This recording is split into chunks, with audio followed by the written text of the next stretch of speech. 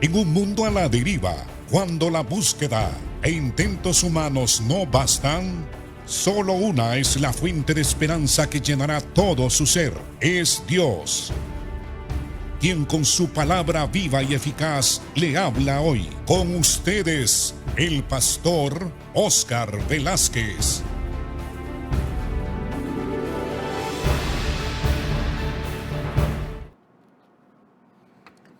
Dios le bendiga, amado hermano y hermana y amigo que me escucha. Estamos estudiando el tema sobre el poder de Dios, el poder del reino de Dios. En el Sermón del Monte estudiamos las enseñanzas del Sermón del Monte, que tienen que ver sobre cómo los ciudadanos del reino, que somos nosotros, podemos vivir de acuerdo a la voluntad de Dios. Ahora, Mateo en el capítulo 8 resume algunas manifestaciones del poder del reino de Dios. Hemos estudiado el capítulo 8 del versículo 1 al 4, donde Jesús le dice a un leproso, quiero, sé limpio, y al instante la lepra dejó a este leproso y quedó completamente limpio. Y el Señor dice, ve, presenta la ofrenda, que era una ceremonia para ser declarado legalmente, ceremonialmente, religiosamente por una autoridad espiritual, en este caso el sacerdote.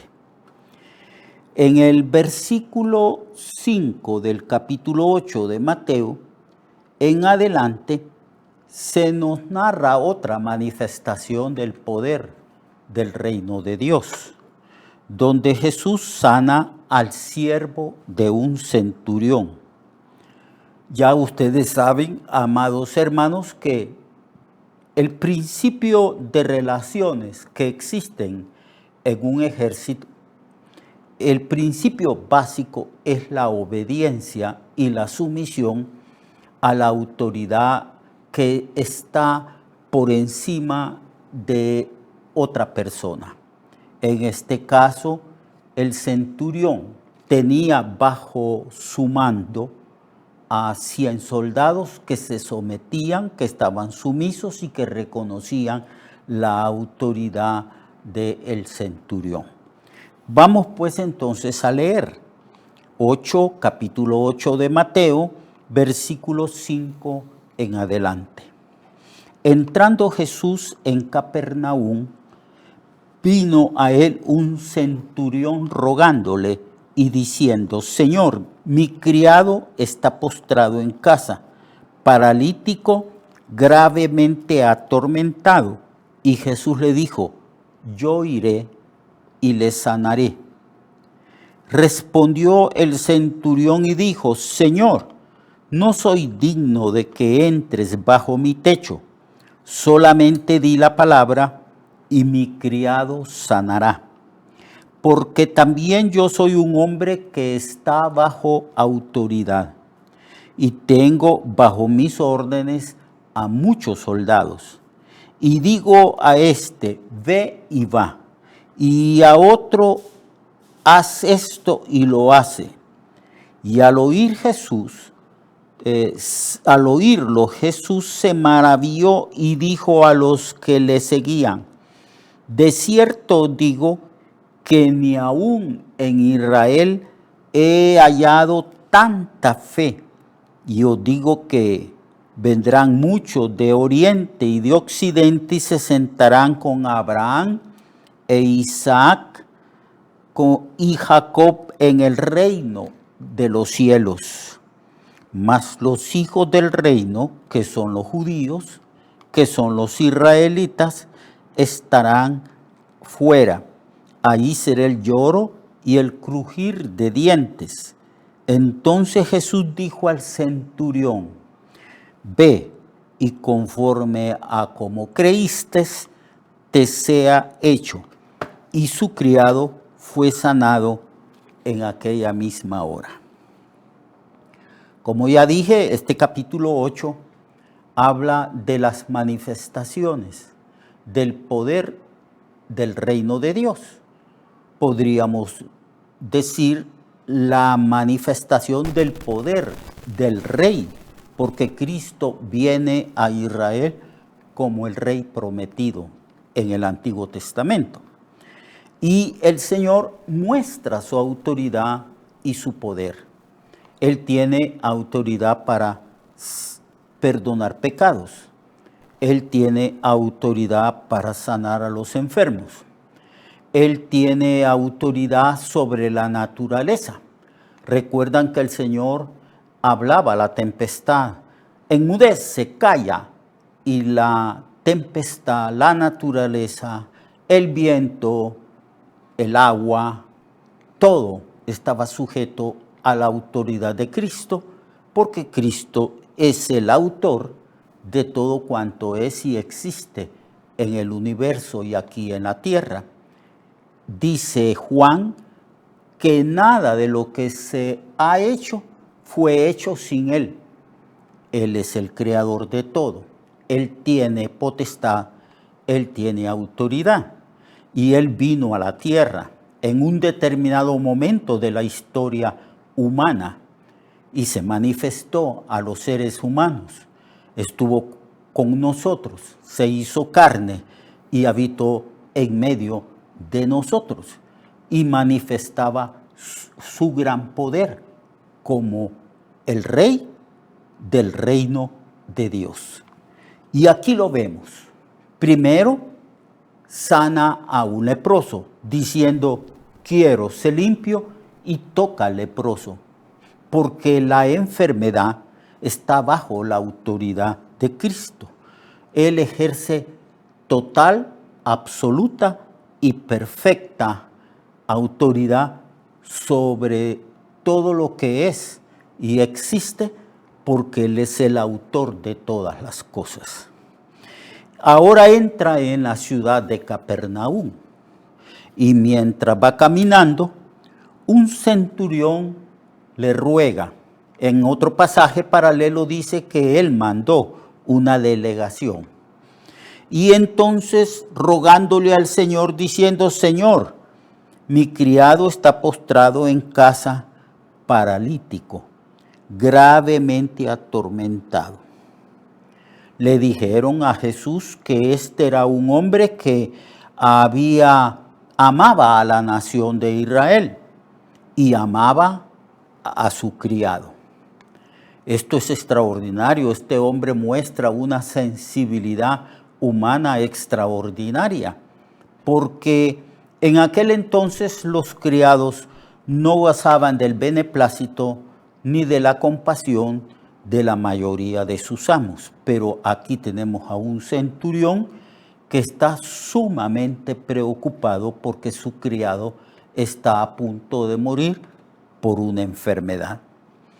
Luego entonces entendemos que este centurión ya había escuchado el testimonio de mucha gente que decía que Jesús sanaba a los enfermos, que hacía milagros, sanidades, prodigios, maravillas y portentos. Todas estas cosas que manifestaban el poder del reino y el poder del rey nos hablan de la deidad de Jesucristo. Jesucristo es Dios. Él tiene autoridad para perdonar pecados y Él tiene autoridad para sanar y tiene autoridad sobre todo lo que Él ha hecho. Y entonces le dice, Señor, te ruego que me socorras, que sanes a mi siervo. Y está postrado en la casa, dice, paralítico, gravemente atormentado. Es decir, estaba pero tan atormentado que ya no podía caminar. Estaba paralítico y estaba a punto de morir. Entonces Jesús dijo, yo iré y le sanaré. Y el Señor emprendió camino a la casa de este centurión. Un centurión era un oficial romano, algo como un equivalente a un teniente, El centurión, como la palabra lo dice, tenía bajo autoridad a 100 soldados. Ejercía autoridad sobre esos soldados. Ve, y entonces el soldado se iba. Haz esto, y el soldado lo hacía. Él ejercía una autoridad que le había sido delegada en esa institución del ejército. Entonces él entendía muy bien lo que es la autoridad. Él entendía que si una persona recibe autoridad, debe de ejercerla. Como los padres, el padre, la madre, tiene una autoridad delegada de Dios sobre los hijos. Como el presidente de la República recibe autoridad delegada de Dios para conducir, para gobernar a la nación. Entonces él sabía todo esto respecto a cómo funciona la autoridad. Él había oído de Cristo que Jesús ejercía autoridad. Autoridad cuando hablaba, porque la gente decía que enseñaba con gran autoridad, no como los fariseos y los escribas. Ejercía autoridad sobre la naturaleza, ejercía autoridad sobre las enfermedades. Todo mundo sabía que Jesucristo era un profeta enviado por el Señor. Todo mundo veía que Jesucristo ejercía la autoridad de un rey del reino de Dios. Entonces, Cristo emprendió camino hacia la casa del centurión. Pero el centurión mandó otra delegación y le dijo, diciéndole al Señor, mira, Señor, no es necesario que te molestes en venir a mi casa. La verdad es que yo no soy digno de que tú entres a mi casa. Pero basta con que tú digas la palabra. Se está refiriendo a la palabra de autoridad. Se refiere a la autoridad que emana de Cristo mismo, que es Dios hecho hombre. Solo di la palabra de autoridad y mi siervo será sanado. Porque yo soy un hombre que está bajo la autoridad, pero también soy un hombre que tiene autoridad, porque en un ejército, como en cualquier otra institución humana, hay varios niveles de autoridad, varios niveles. Entonces él reconoce que Jesucristo tiene autoridad. Probablemente él estaba pensando que Jesús ejercía la autoridad de Dios, que Jesús había recibido autoridad de su Padre Celestial. Tal vez no tenía mucho conocimiento de la Trinidad, probablemente no conocía que Dios es un solo Dios en esencia, pero son tres personas diferentes, el Padre, el Hijo y el Espíritu Santo. Probablemente eso no lo sabía, porque esta es una revelación del Nuevo Testamento y es necesario nacer de nuevo para entender estas cosas de Dios. Pero sí entendía que Jesús tenía autoridad, mucha autoridad, y que esa autoridad había sido dada por Dios, como Nicodemo. Recuerden que Nicodemo viene de noche a platicar con Jesús y le dice a Jesús lo mismo que reconoce este centurión. Sabemos que tú has venido de Dios, porque nadie puede hacer las señales, los milagros que tú haces, a no ser que Dios esté contigo. Estas fueron las palabras de Nicodemo. Estas palabras del centurión son semejantes a las de Nicodemo y revelan la misma verdad, la verdad que Cristo tiene autoridad.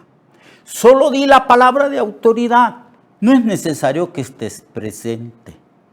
Solo ejerce tu autoridad. A lo mejor, ciertamente, todo el pueblo de Dios reconocía que Dios es soberano y que Dios es omnipresente. Por lo tanto, no era necesario que Cristo llegase a la casa del centurión, solo que ejerciera su autoridad. De la misma manera que un centurión, un oficial del ejército, dice la palabra y aquellas personas que están sujetas a esa autoridad obedecen. Di la palabra y solo di que mi siervo se sane y la enfermedad abandonará a mi siervo y sanará. Es parafraseando a este centurión, es lo que quiere decir.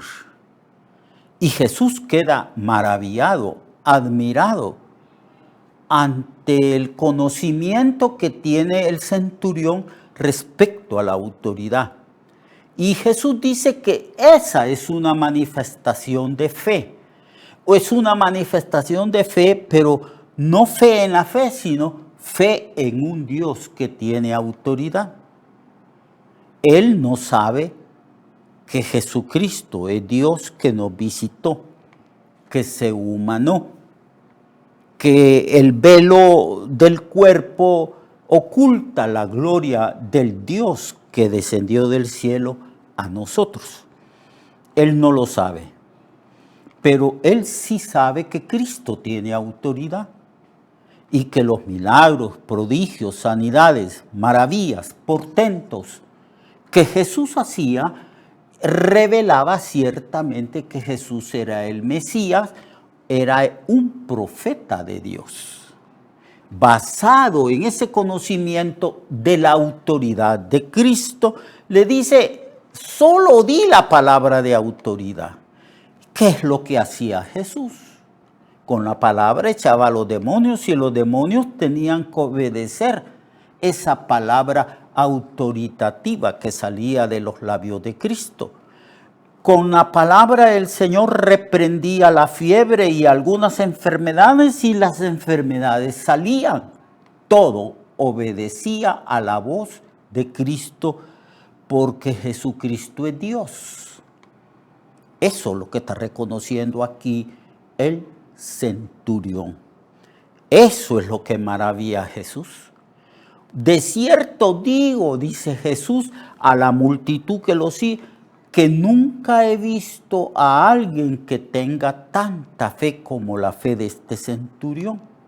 Y lo maravilloso del caso es que el centurión no era judío, no era hebreo.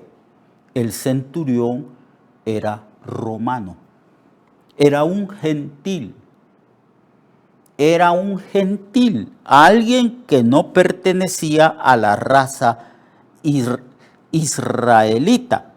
Entonces el Señor dice, de cierto digo que ni aún en Israel he hallado tanta fe. Y os digo que vendrán muchos del oriente y del occidente y se sentarán con Abraham e Isaac y Jacob en el reino de los cielos. Mas los hijos del reino serán echados a las tinieblas de afuera. Ahí será el lloro y el crujir de dientes.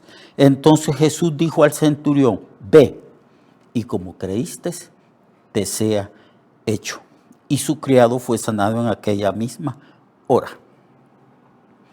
Esta frase, como creíste, te sea hecho, era como una condición que el Señor establecía para aquellos que solicitaban de Él ayuda o un milagro o sanidad.